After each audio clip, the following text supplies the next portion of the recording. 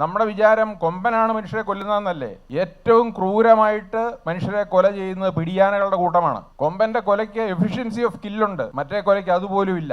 വല്ലവന്റെ നാട്ടിൽ വല്ലവന്റെ മക്കൾ എന്നത് കണക്കാക്കി നിൽക്കുകയാണ് ജനം. ആ കൂട്ടത്തില് കർഷകർക്കിട്ട് ആക്ഷേപവചനങ്ങൾ ഉന്നയിക്കാൻ അതിനും സമയം കണ്ടെത്തുന്നുണ്ട്. പക്ഷെ കർഷകന്റെ അന്ത്യം പോയി അവസാനിക്കുന്നത് നാടിന്റെ വിശപ്പിലാണ്. സോഷ്യൽ മീഡിയ എടുക്കുക, ഈ പറയുന്ന ഏതെങ്കിലും ഒരു വന്യജീവി കാടിറങ്ങി വന്ന് അതിനെ പിടികൂടുകയോ അതിനെ പിടികൂടുന്നതിനിടയിൽ അത് മരിക്കുകയോ ചാകുകയോ ഒക്കെ ചെയ്തു കഴിഞ്ഞാൽ ഉടൻ തന്നെ വാലുവാലെ വരുന്നത് മുഴുവൻ കർഷകനെ പ്രതിക്കൂട്ടി കയറ്റിക്കൊണ്ടാണ്. ഞാൻ നഗരവാസി എന്ന് പറയുന്നത് കുറ്റക്കാരൊന്നുമല്ല.